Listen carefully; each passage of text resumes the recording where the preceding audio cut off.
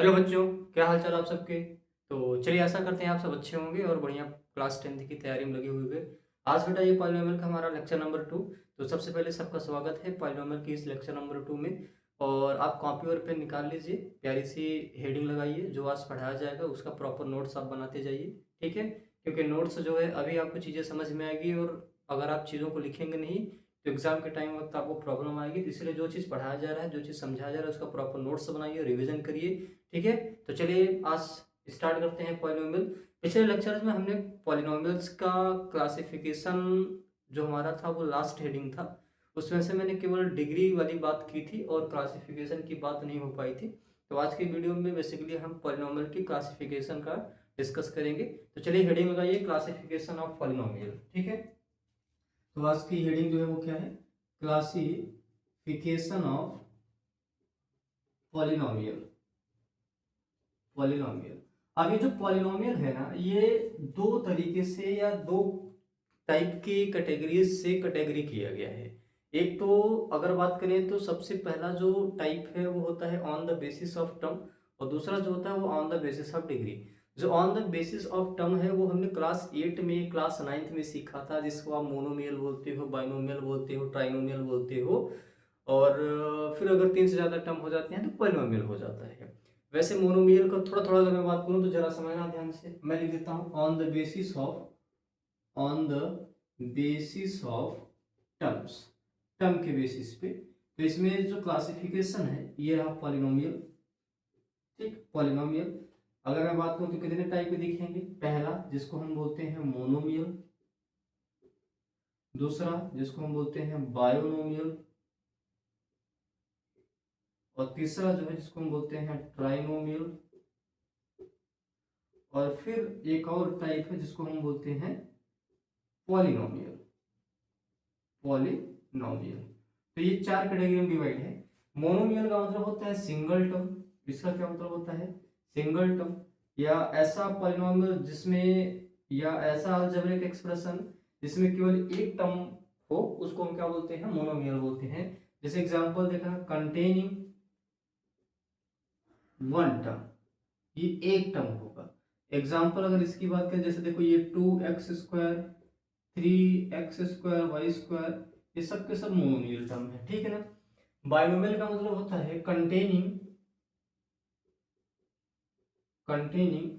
To term, containing two term.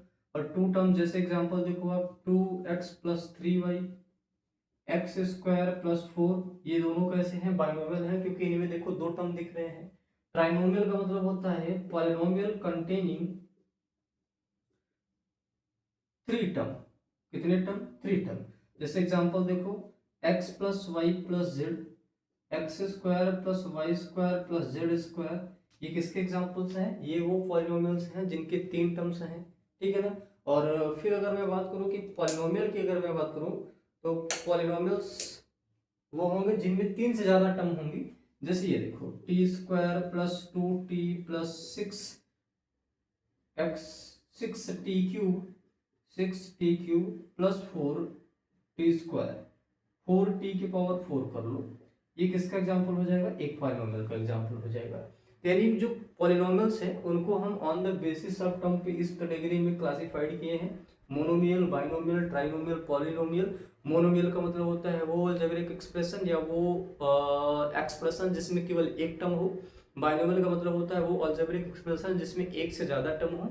और trinomial का मतलब होता है वो अलजेब्रिक एक्सप्रेशन जिसमें तीन टर्म हो, और अगर तीन से ज्यादा टर्म होगी तो उसको हम क्या बोल देते हैं, पॉलिनोमियल बोल देते हैं। तो this is the overall classification of polynomial on the basis of term. Next हमारे पास में जो है वो है on the basis of degree. कैसा है, on the basis of degree. और ये क्लासिफिकेशन थोड़ा सा इंपॉर्टेंट है, जरा समझना ध्यान से। On the basis of degree, case number 2, case 2, on the basis of degree. ये डिग्री की बेसिस पे हम क्लासिफाइड करते हैं। तो डिग्री के बेसिस पे पॉलिनोमियल की बात करें तो जरा देखना, ये है पॉलिनोमियल पी। पहला जो है उसको हम बोलते हैं लीनियर पॉलिनोमियल, लीनियर पॉलिनोमियल। ठीक, लीनियर पॉलिनोमियल। दूसरा है जिसको हम बोलते हैं क्वाड्रेटिक पॉलिनोमियल, क्वाड्रेटिक पॉलिनोमियल। अगला वाला जो जिसको बोलते हैं cubic polynomial.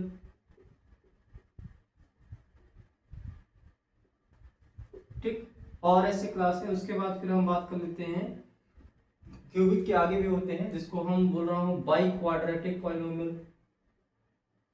By quadratic polynomial.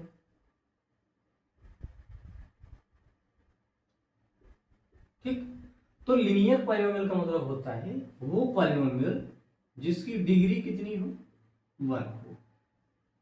Quadratic polynomial का मतलब होता है वो पॉलिनोमियल जिसकी डिग्री कितनी हो, 2 हो।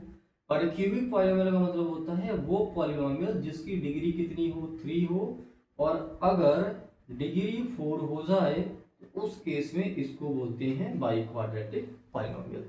तो ये बेसिकली हमें ये होते तो और हैं। इसके बाद 4 के बाद अगर 5 डिग्री का तो उसको बोलते हैं 5th डिग्री पॉलिनोमियल। 6 डिग्री का हो तो 6 डिग्री पॉलिनोमियल। 7 डिग्री का हो तो 7 डिग्री पॉलिनोमियल। मतलब इससे भी ज्यादा डिग्री के पॉलिनोमियल्स अगर आएंगे तो फिर उनको हम डिग्री के हिसाब से बोलते हैं। जैसे 5 डिग्री वाले को 5th डिग्री, 6 डिग्री वाले को 6th डिग्री, 7 डिग्री वालों को 7th डिग्री, 10th डिग्री वालों को 10th डिग्री पॉलिनोमियल, ऐसे हम बोलते चले जाते हैं। ठीक है। अब यहाँ से एक इंपॉर्टेंट पॉइंट बहुत इंपॉर्टेंट है, जरा देखना ध्यान से। हम बात करते हैं कि टाइप्स ऑफ क्वाड्रेटिक पॉलिनोमियल्स के नंबर ऑफ जीरोस की बात करते हैं और साथ ही साथ में उनका हम ग्राफ भी देखते हैं कि ज्योमेट्रिकली इनका ग्राफ होता क्या है। तो यहाँ जरा एक टेबल टाइप का बनाना। यहाँ पे मैं लिख देता हूं पॉलिनोमियल। ठीक है, और बेटा यहाँ पे है नंबर ऑफ जीरोस और यहाँ पे नीचे है ग्राफ। आपको ग्राफ बताना है, ग्राफ कैसा होगा। ठीक है ना। तो अगर मैं बेसिकली 3 इंपॉर्टेंट है तो मैं 3 का डिस्कस कर लेता हूं। पहला जो पॉलिनोमियल है वो कौन सा है, लीनियर है। अगर पहला पॉलिनोमियल कौन सा है, लीनियर। दूसरा जिसको हम बोलते हैं क्वाड्रेटिक और तीसरा जिसको हम बोलते हैं cubic. Number of zeros linear polynomial का 1 होगा और नंबर ऑफ जीरोस क्वाड्रेटिक के 2 होंगे। नंबर ऑफ जीरोस क्यूबिक के कितने होंगे, 3 होंगे। और इसका जो ग्राफ होगा, इसका जो ग्राफ होगा, पहले वाले का ग्राफ होता है स्ट्रेट लाइन। कौन सी लाइन होगी, स्ट्रेट लाइन। दूसरे वाले का ग्राफ होता है पैराबोला। तीसरे वाले का ग्राफ कैसा होता है, एन शेप, लाइक एन के शेप का बना होता है। अब जैसे इनके बेसिस में छोटा सा सवाल दूं, आप ये ध्यान रखना, बहुत इंपॉर्टेंट है, इसको दिमाग में रख लेंगे। जब किसी भी पॉलिनोमियल का एक जीरो है इसका मतलब डेफिनेटली वो 1 डिग्री का है, और अगर वो 1 डिग्री का है तो वो कौन सा पॉलिनोमियल होगा, लीनियर पॉलिनोमियल होगा। सिमिलरली अगर किसी पॉलिनोमियल के 2 जीरोज हैं तो डेफिनेटली उसके कितने नंबर ऑफ, कितने डिग्री होगी उसकी, 2 डिग्री होगी। और उसका जो ग्राफ बन के आएगा वो कैसा बन के आएगा, पैराबोला बन के आएगा। और अगर किसी पॉलिनोमियल के 3 डिग्री हैं तो उसको हम क्या बोलते हैं, उसका जो ग्राफ होगा वो क्या होगा, एन शेप होगा। ठीक है ना, ये दिमाग में आप रखिएगा जरा। ठीक, जैसे मान लो एक मैं बेसिक सवाल करूं और मैं आपसे पूछूं कि ये किसका ग्राफ हो सकता है। ठीक है ना, मैं आपको कुछ ग्राफ दे रहा हूं, आपको बताना कि ये किस पॉलिनोमियल का ग्राफ होगा। Identify the name of polynomial whose graph is given। हम जिनकी ग्राफ्स दे रहे हैं, पहला ये पॉलिनोमियल है जिसका ग्राफ हमने ऐसा दिया, इस टाइप का। दूसरा हमारे पास में ये पॉलिनोमियल है जिसका ग्राफ हमने ऐसा दिया। और तीसरा एक पॉलिनोमियल ये है जिसका ग्राफ हमने लगभग ये ऐसा बना के दिया। ठीक, और एक और देख लेते हैं, एक ग्राफ और मैंने दिया, इसका ग्राफ हमने कुछ ऐसा बनाया। एक ग्राफ और हम देते हैं, मान लो इसको कुछ मैंने ऐसा बनाया। और एक ग्राफ हम और देते हैं, मान लो बेटा इसको मैंने कुछ ऐसा बनाया। ठीक है ना, थोड़ा सा इसको और आगे ला के इधर ला देते हैं, ये बस इसको हटा देते हैं, क्यों लिखा नहीं मैंने बनाया। ठीक है ना। अब अगर मैं इसकी बात करूं तो पिछले वाले लेक्चर में मैंने आपको बताया था कि ग्राफ को देख करके आपको नंबर ऑफ जीरोस बताना आना चाहिए। तो जरा आप पहले वीडियो को पॉज करें और बताएं पहले वाले का नंबर ऑफ जीरोस कितना आएगा। तो अगर दिमाग हो तो पहले वाले का जो नंबर ऑफ जीरोस आएगा वो कितना आएगा, 1 आएगा। दूसरे वाले का नंबर ऑफ जीरोस कितने आएंगे सर, 2 आएंगे। और तीसरे वाले का जो नंबर ऑफ जीरोस होगा वो 3 आ रहा। चौथे वाले का नंबर ऑफ जीरोस कितना, एक्स एक्सिस पे एक पॉइंट ऑफ इंटरसेक्शन तो 1 आ रहा है, और इस पे देखो एक्स एक्सिस पे कोई पॉइंट ऑफ इंटरसेक्शन है नहीं, तो इसके नंबर ऑफ जीरोस कितने होंगे, 0 होंगे। और ये 3 पॉइंट पे कट कर रहा है, जिसके नंबर ऑफ जीरोस कितने हैं, 3 है।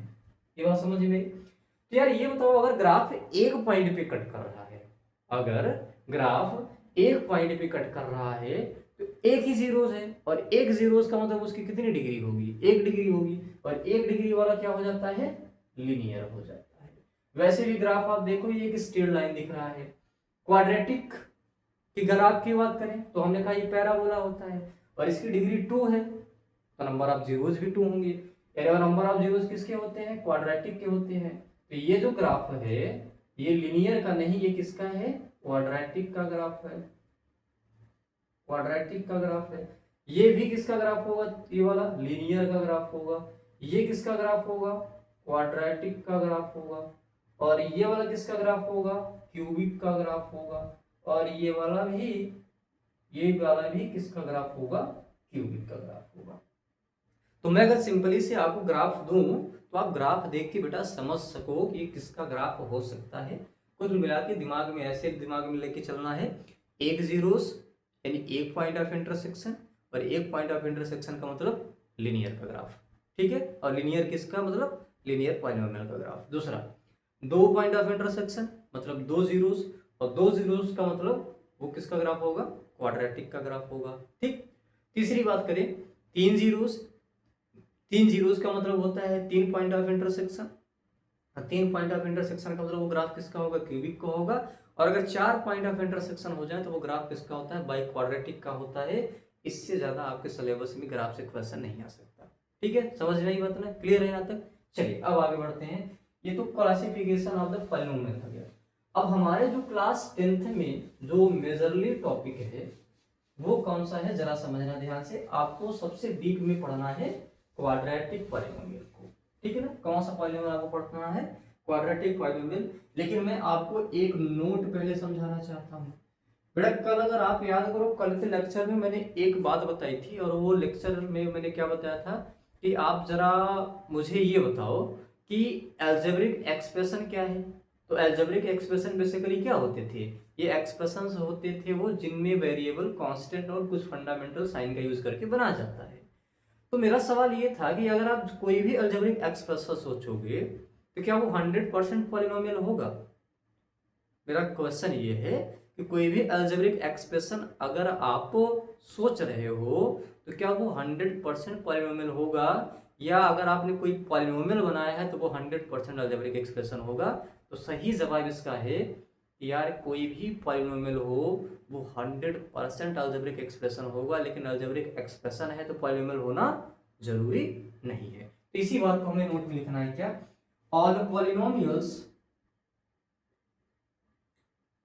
polynomials is an algebraic expression but converse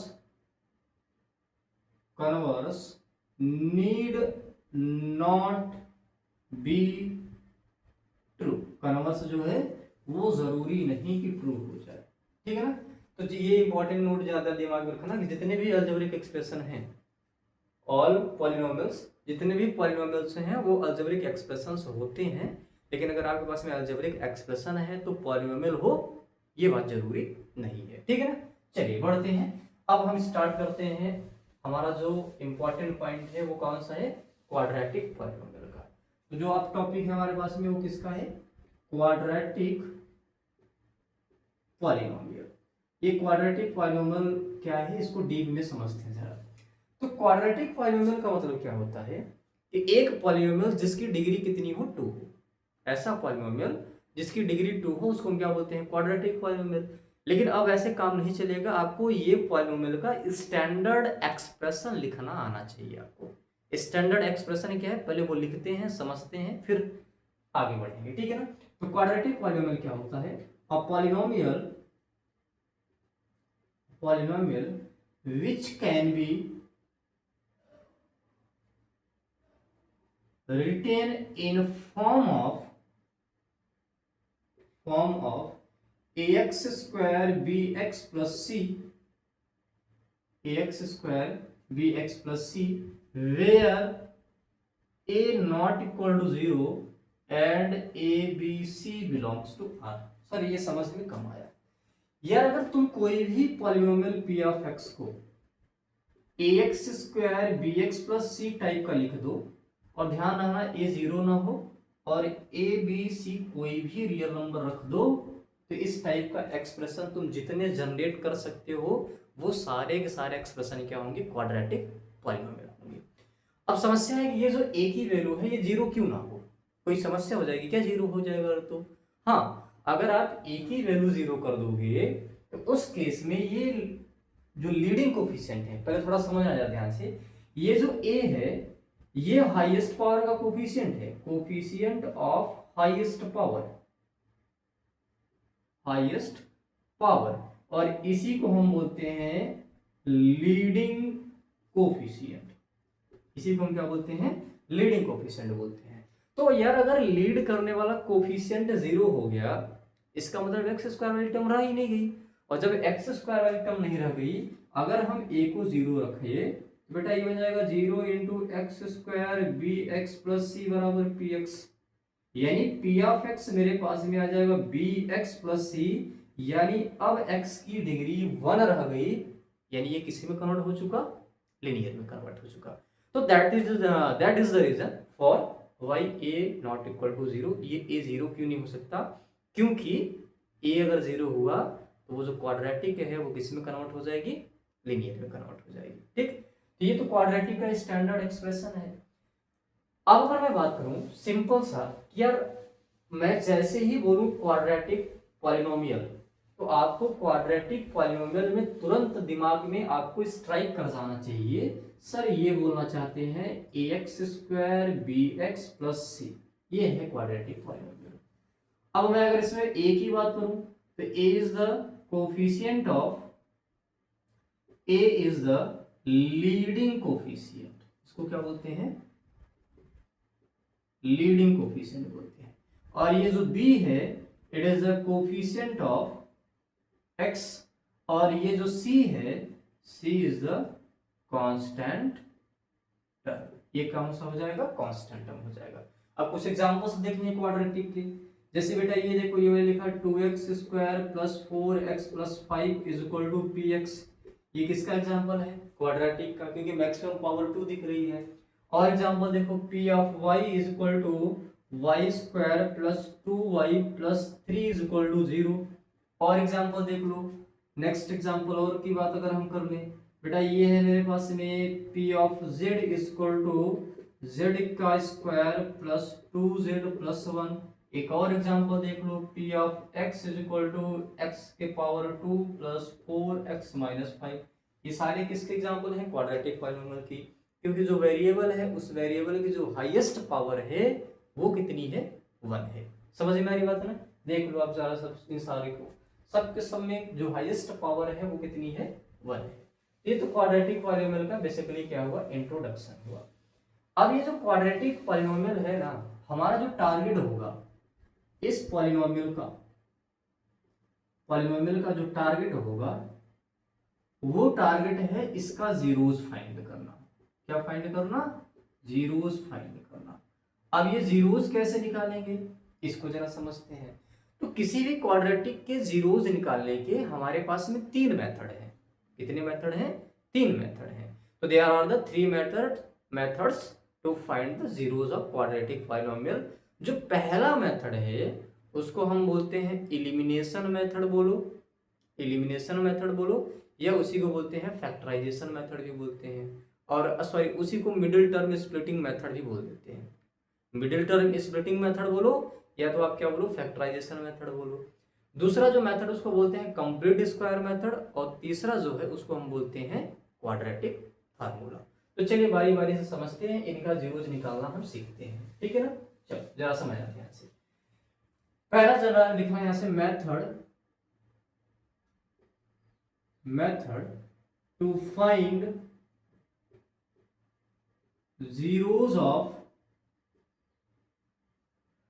quadratic polynomial.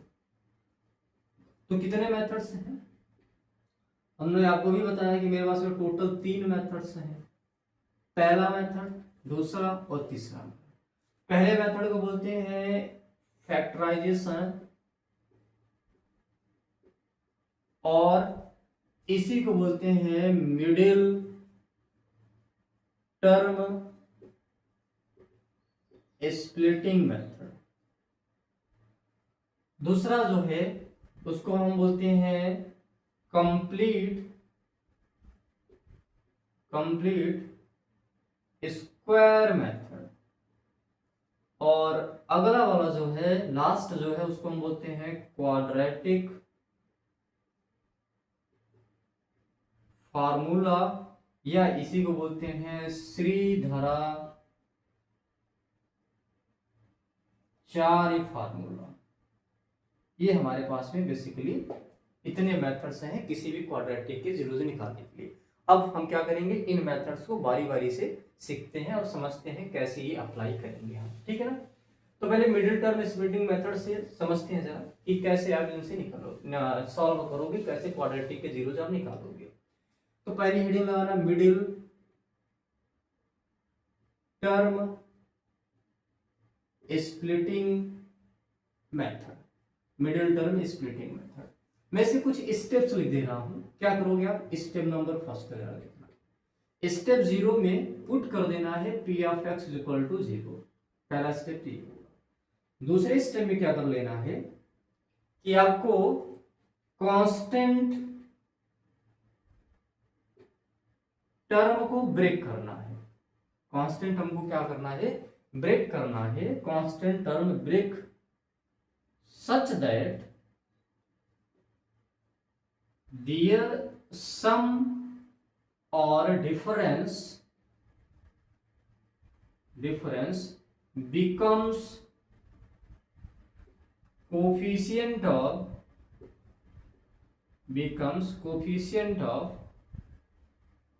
x। उसके बाद क्या करना है, last step, using grouping method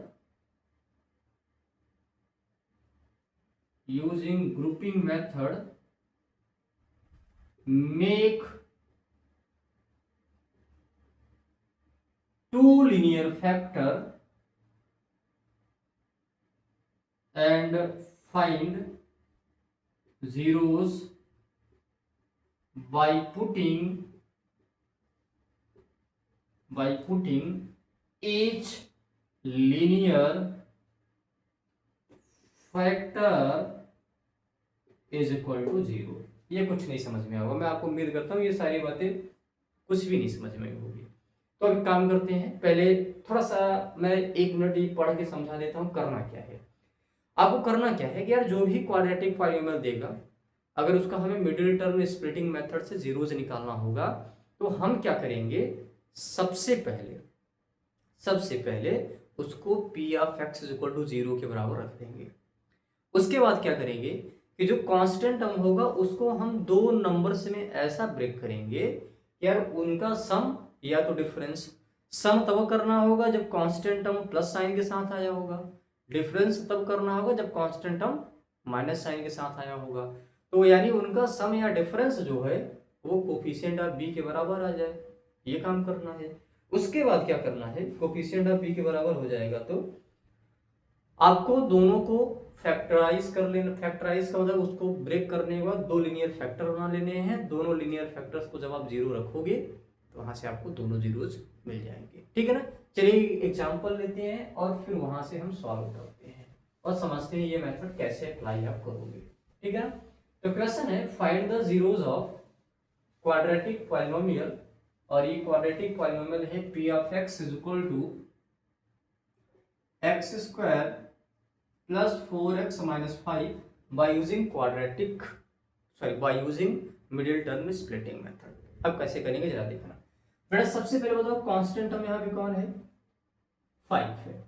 5 के ऐसे 2 फैक्टर निकालो, यहाँ पे साइन कैसी है, माइनस है, जिनको माइनस करने पे 4 आ जाए। यार 5 प्राइम नंबर है, 5 के दो ही फैक्टर होंगे, एक 5 होगा एक 1 होगा। और अगर मैं 5 माइनस 1 करूं तो ये कितना आ जाएगा, 4 आ जाएगा। तो ये 5 माइनस 1 यहाँ पे जरा रखो आप। तो पहले तो हमने P of x equal to 0 कर दिया, इसका मतलब x square plus 4x plus 5 is equal to क्या हो जाएगा, 0 हो जाएगा।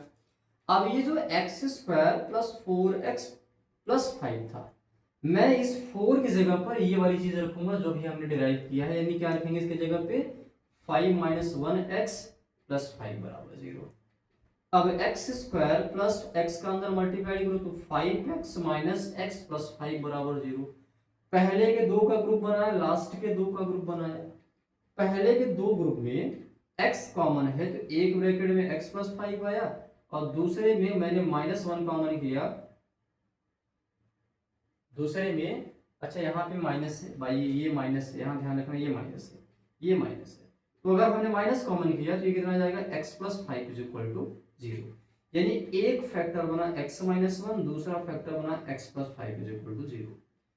अगर मैं बोलूं बेटा कि इफ x माइनस 1 की वैल्यू 0 हो जाए तो x की वैल्यू कितनी हो जाएगी, 1 हो जाएगी। और अगर x प्लस 5 की वैल्यू 0 हो जाए तो उस केस में x की वैल्यू कितनी आ जाएगी, माइनस 5 आ जाएगी। यानी ओवरऑल इस क्वाड्रेटिक के जो जीरोज होंगे वो होगा, एक 1 होगा, दूसरा कौन होगा, माइनस 5 होगा। समझ में मेरी बात। तो क्या किया हमने, इसमें सी को ब्रेक किया दो ऐसे नंबर में जिनका डिफरेंस क्या आ जाए, 4 आ जाए, और हम फिर उसको जो दो फैक्टर क्रिएट किए हैं उनका डिफरेंस यहाँ पे लिखा, फैक्टराइज किया, इस फैक्टर्स को 0 के बराबर रखा, और वहां से हमें x की वैल्यूज मिल गई। This is the method to find the zeros of quadratic polynomial. एक और सवाल जरा देखो आप, समझना जरा, एक और क्वेश्चंस की बात करते हैं, नेक्स्ट क्वेश्चन की बात करते हैं। जैसे मान लो मैंने कहा बेटा ये है मेरे पास में P of x is equal to x square plus 4x, और यहाँ लेटस मान लेते हैं यहाँ पे मेरे पास में है x square plus 6x plus 8 कर लो यहाँ पे। यानी अब यहाँ पे क्या करना होगा, यहाँ पे कांस्टेंट टर्म 8 है। अब 8 के ऐसे दो फैक्टर निकालो जिनका सम 6 आ जाए। यार 2 और 4 जरा देखो, 2 इंटू 4 कितना होगा, 8 होगा, और 2 प्लस 4 कितना होगा, 6 होगा। तो यहाँ मैंने रख लिया जरा, हमने क्या किया, पुट किया P of x is equal to 0। इसका मतलब है x square plus 6x plus 8 बराबर 0। X square plus 6x, 6x की जगह पे 2 plus 4x plus 8 is equal to 0। X square इस x का अंदर मल्टीप्लाई किया तो 2x plus 4x plus 8 is equal to 0। पहले के दो का ग्रुप, लास्ट के दो का ग्रुप, पहले के दो के ग्रुप से x कॉमन किया तो x प्लस 2 बन गया, दूसरे के ग्रुप दो ग्रुप से हम x कॉमन किए तो x प्लस 2 बन गया, यहाँ पे मतलब 4 कॉमन की तो एक ब्रैकेट में x प्लस 2 आ गया और दूसरे ब्रैकेट में x प्लस 4 आ गया। अब या तो x प्लस 2 0 होगा, और अगर x प्लस 2 0 हुआ तो x की वैल्यू कितनी आ गई, माइनस 2 आ गई। या तो बेटा और x प्लस 4 0 होगा, और अगर x प्लस 4 0 हुआ तो x की वैल्यू कितनी आ गई, माइनस 4 आ गई। हेंस जीरोज आर, ये जो जीरोज होंगे वो कौन होंगे, एक होगा -2 और एक होगा -4। समझ गई बात, क्लियर, ठीक। अब कुछ मैं आपको क्वेश्चंस दे देता हूँ, ये आपके पास में मिडिल टर्म स्प्लिटिंग मेथड के बेस्ड, और ये क्वेश्चन जरा आप ट्राई करिएगा कि आपसे भी हो पा रहा है कि नहीं। मिडिल टर्म स्प्लिटिंग मेथड का ये क्वेश्चन है, ठीक। चलो पहला question, x square plus 4x minus 3, x square 4x plus 3 कर लो, पहला सवाल। दूसरा सवाल है x square plus 2x plus 1। तीसरा सवाल है 4x square plus 8x plus 4। अगला सवाल मेरे पास में है x square plus 2√3x plus 3, ठीक। और अगला सवाल मेरे पास में है x square plus 8x minus 10 is equal to minus, यहाँ पे कर लो आप 9 इज इक्वल टू 9, -9 कर लिया, ठीक है ना। और एक और सवाल आप देख लो जरा, ये है √3x² प्लस 4x प्लस √3। ठीक है ना।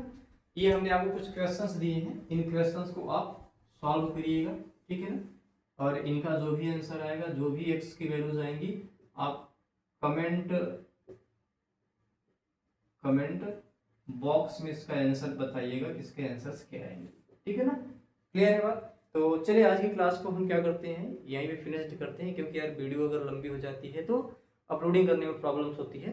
तो आई होप आपको जितनी बातें बताई गई, बहुत ज़्यादा बातें बताई नहीं गई हैं। क्या क्या बताई गई हैं आपको कि भाई आप ये बताओ कि क्लासिफिकेशन ऑफ पॉलिनोमियल को हम टर्म के बेसिस पे किए, डिग्री के बेसिस पे किए, और फिर हमने जीरोस फाइंड करने के लिए हमने क्वाड्रेटिक को पढ़ा, क्वाड्रेटिक क्या है, और ये जीरोज निकालने के लिए एक मेथड को पढ़े जिसको हमने क्या बताया, मिडिल टर्म स्प्लिटिंग मेथड। ठीक। तो आई होप ये सारी बातें आपको समझ में आई होगी, और अगर समझ में जहाँ पे नहीं आएगा वहाँ पे आप वीडियो को पीछे करके फिर से दोबारा देख सकते हैं। ये वीडियो आपके पास में पड़ी हुई है। ठीक है ना। इसका प्रॉपर नोट्स बनाइए, पढ़िए और बढ़िया तैयारी करते रहिए। ठीक है। तो चलिए आज की क्लास को यहीं पे स्टॉप करते हैं। Thank you class, and you have to study more and more. ठीक।